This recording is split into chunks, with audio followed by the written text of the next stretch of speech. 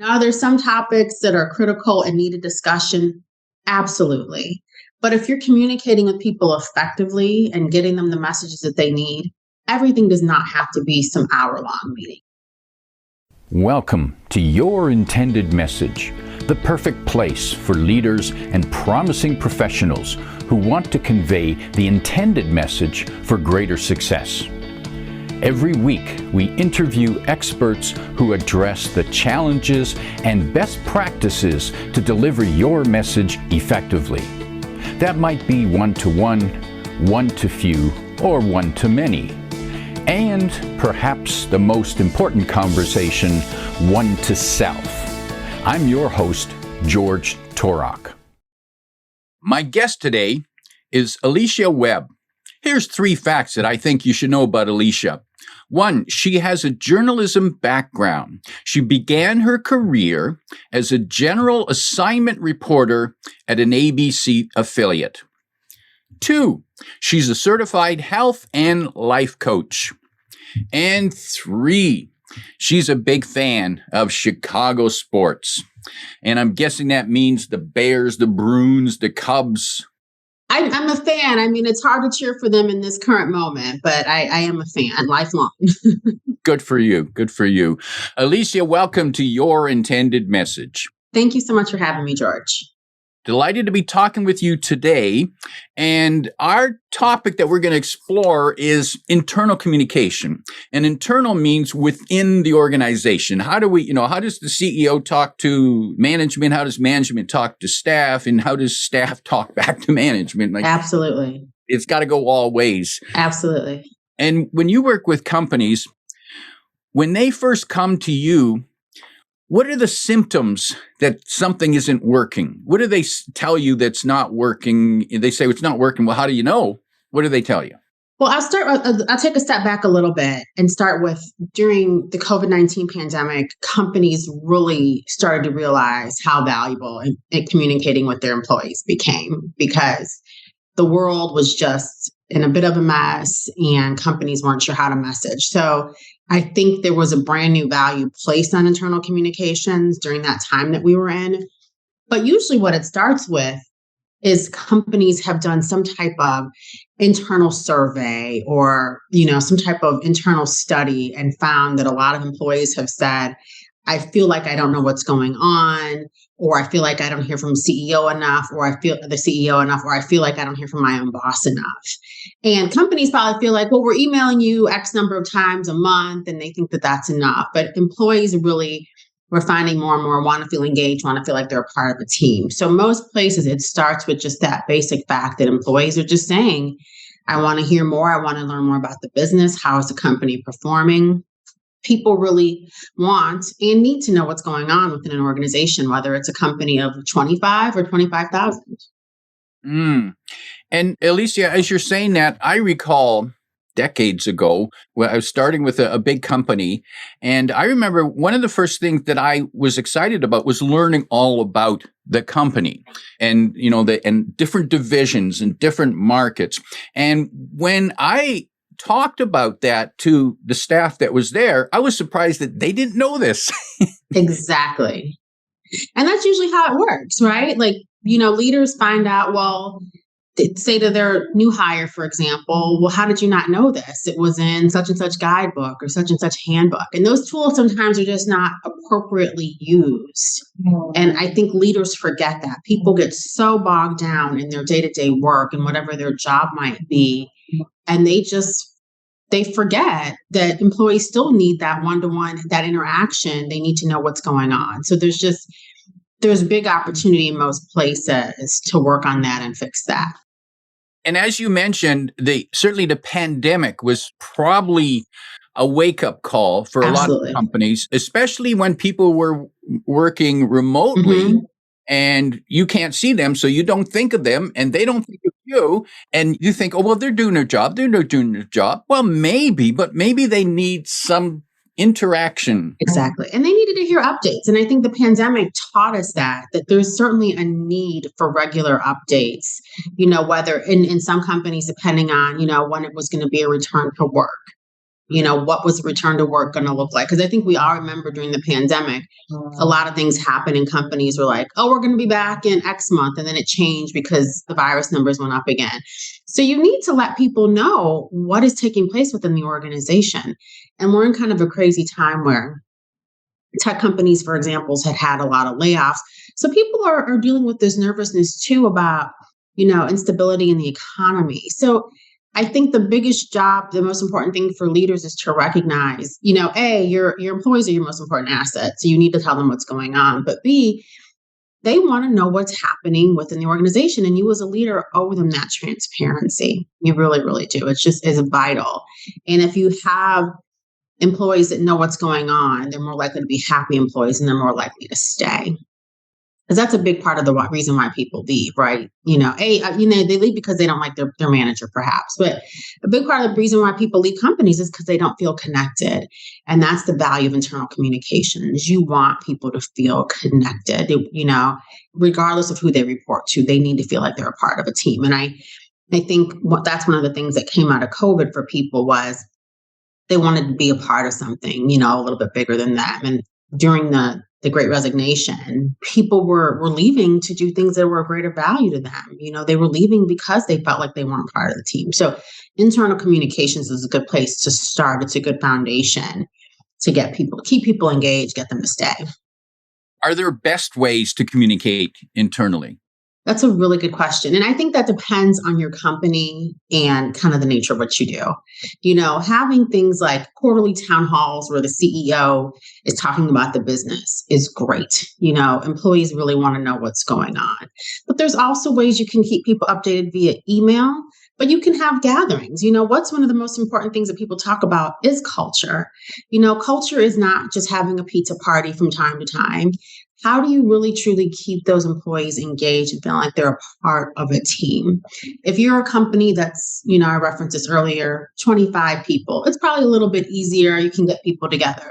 25,000, you're a global big company. You're going to have to think outside of the box. But how are there ways that you can get people together? Is it having little fundraisers and having people, pick a charity that they want to be a part of? That's a good way to engage people.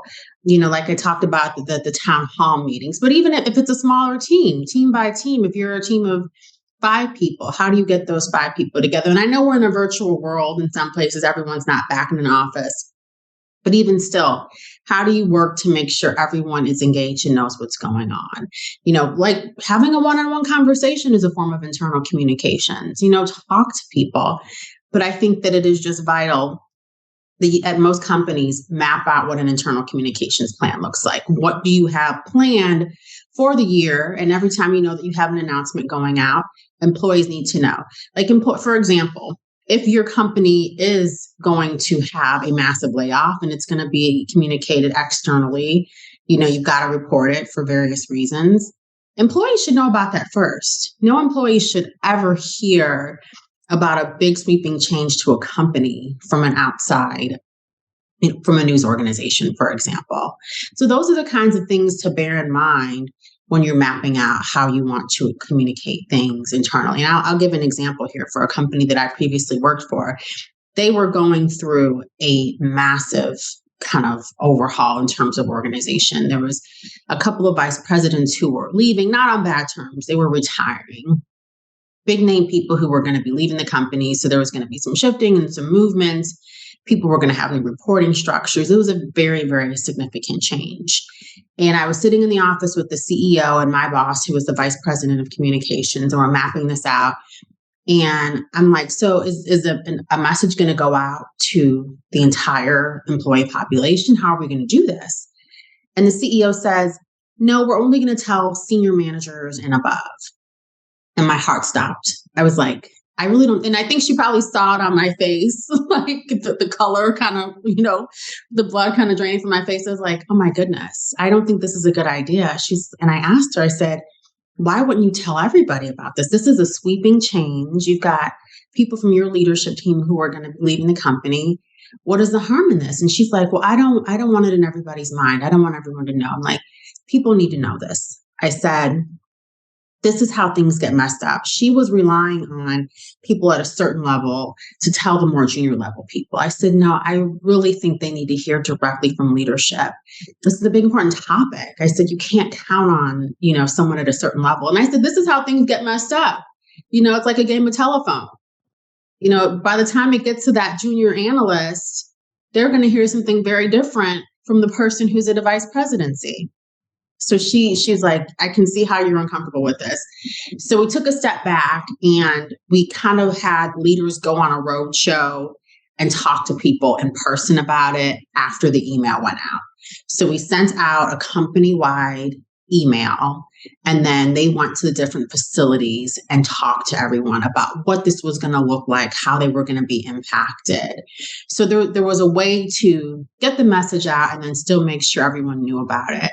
That's an extreme example, but I was just horrified when she said that. And she looked at me and my boss. She's like, I can tell you're both uncomfortable. I'm like, I am uncomfortable because you're not helping anyone by excluding people from what is going on in their world. I mean, I told her, I said, think about how you would feel if you found out your boss was leaving second or third hand. You can't treat people like that. So some of it too is also just about respect. So in that case, going and having those conversations, road shows are a way to talk to people. If you're in one city and everyone else is in another, go to them. Zoom and all these other tools are fantastic, but sometimes face-to-face conversations have a little bit more impact, especially when it's a big change, especially when you're talking about impact to people professionally. A face-to-face conversation is very, very valuable.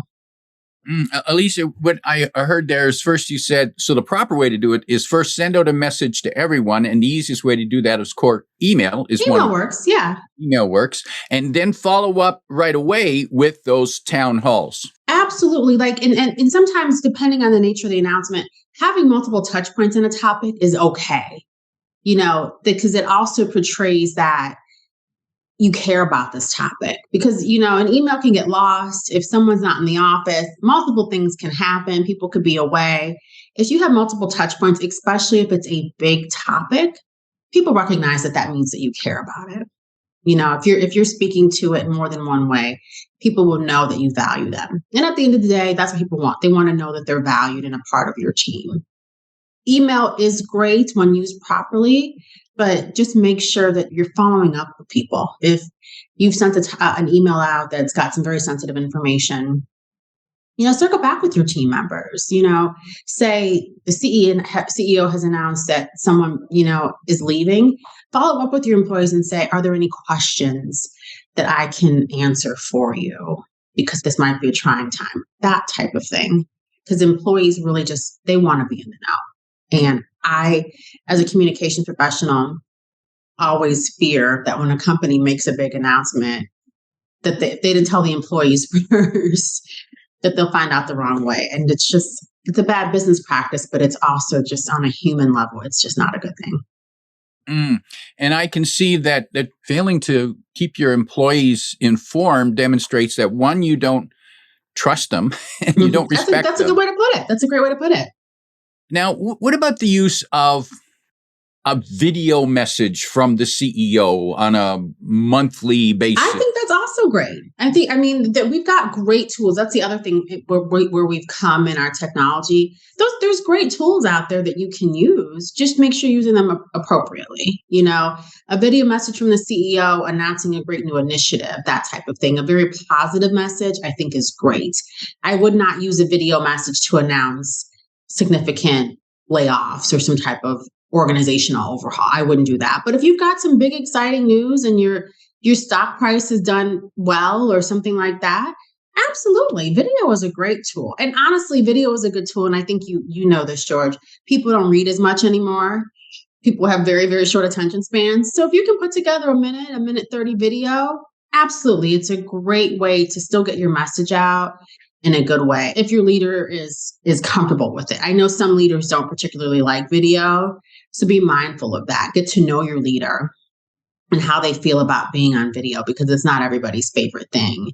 But I think that it's brilliant. There are so many great tools out there, monthly newsletters. There's so many great ways you can engage your audience. And I suppose that you need to engage your audience in more than one way, more than one channel. It's too easy to say, well, didn't you read the newsletter? Absolutely. You're speaking my I never language. read the newsletter. And a lot of people don't. I know companies probably have, mechanisms to track things and see what their open rate is. And it's usually pretty low on that thing, on those types of things. It is so important. If you and that's why I said that with that big announcement that I spoke to earlier about a previous company I worked for. That's why I said, let everyone know and then have those follow-up touch points, send that email and then have, depending if you guys are still in the office, if you've got some type of message board or something, make sure they're posted there. Think like open enrollment. We're going to be going into open enrollment here pretty soon.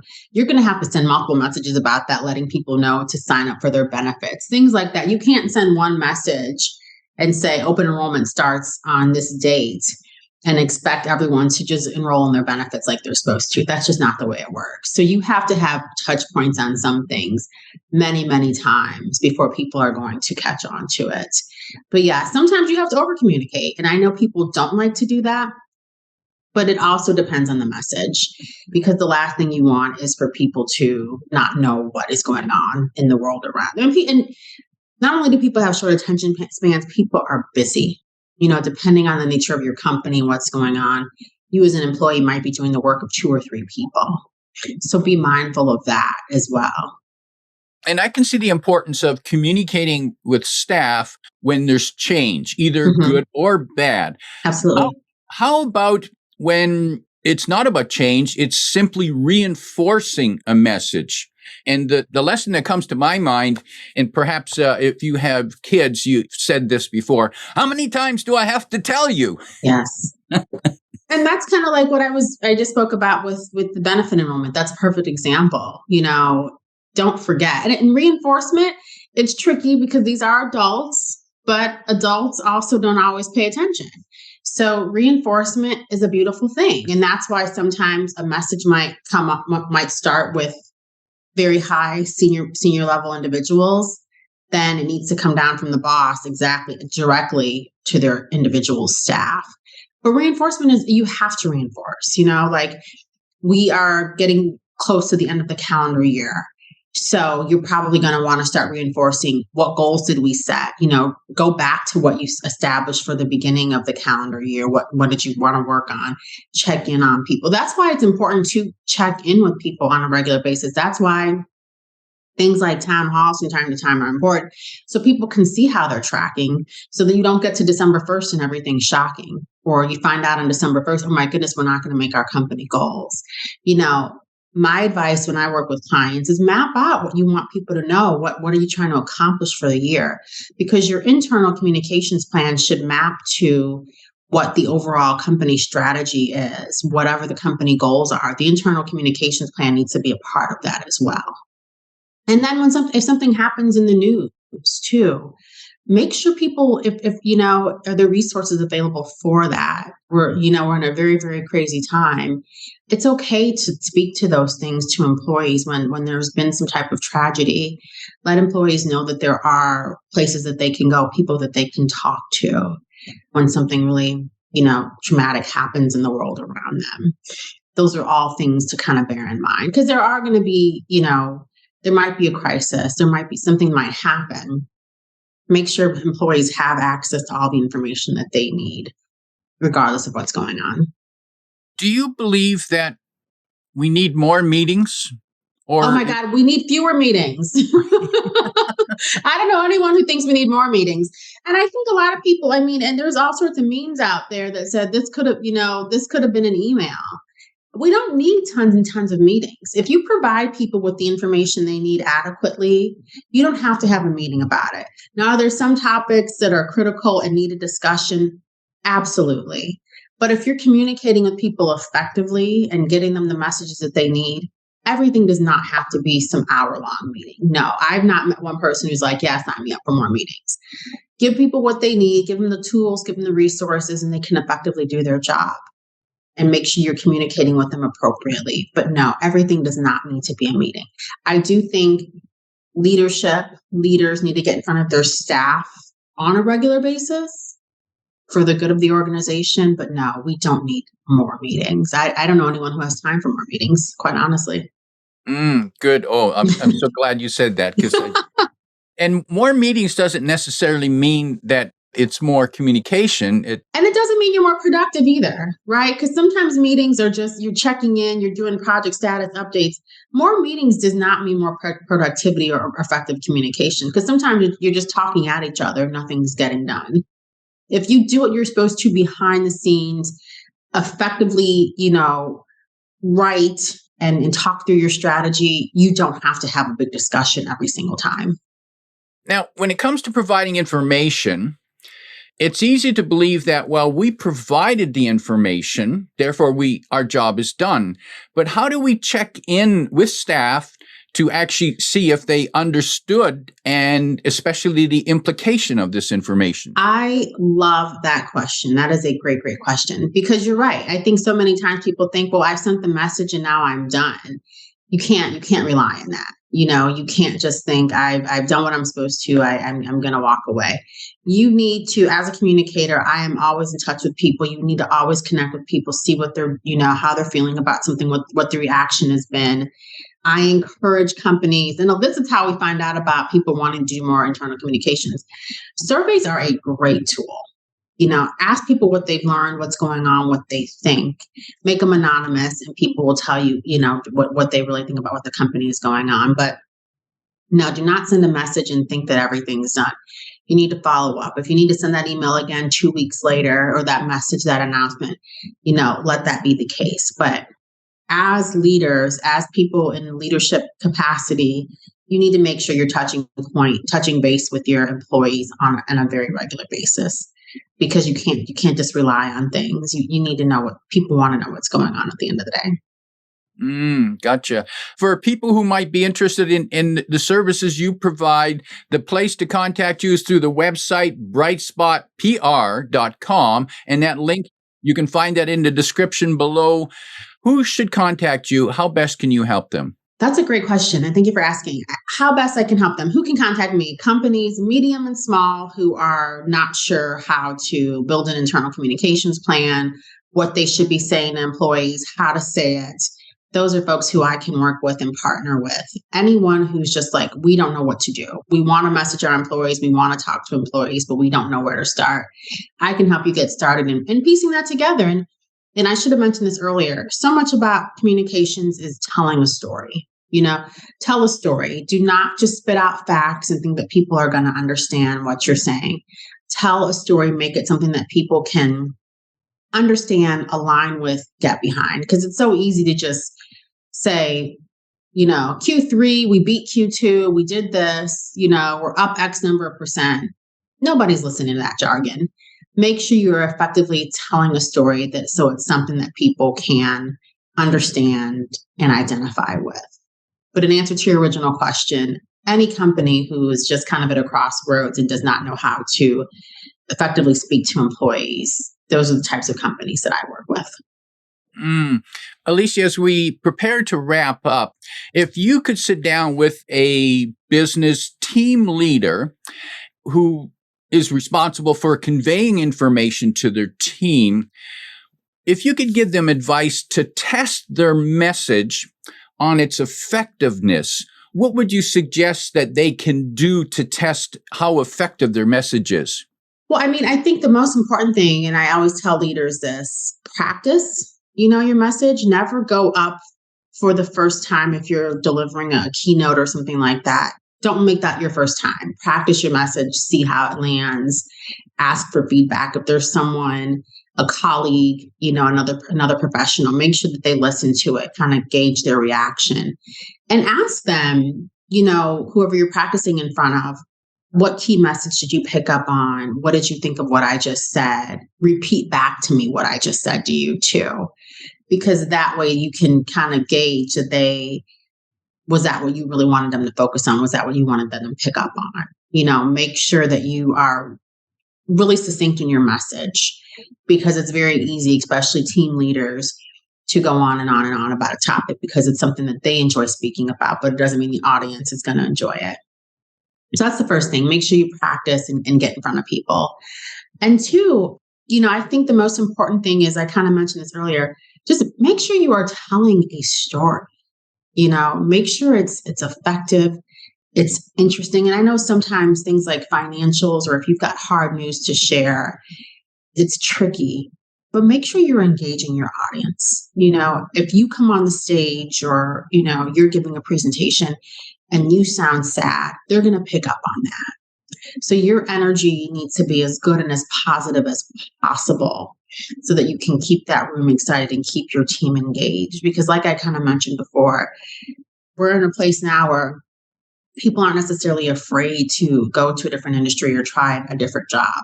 So you as a leader, that's part of your role, is to communicate that this is a good company to work for and you want them to be a part of the team. So it's a heavy burden as a leader, no question. That's why they make the big bucks, right? But you communicating effectively to your teams is just, there's so much value in that. And I think you'll find, if you're communicating with your teams, you're going to have happy employees, and you're more likely to have employees that are willing to stay. You won't have any issues retaining people. Valuable advice. My guest today is Alicia Webb, reminding you that you want your team to feel connected. If you like what you heard, tell your friends and post your 5-star review on Apple Podcasts, because that helps more listeners find us. Come back every week for more practical insights to help you deliver your intended message. I'm your host, George Torok.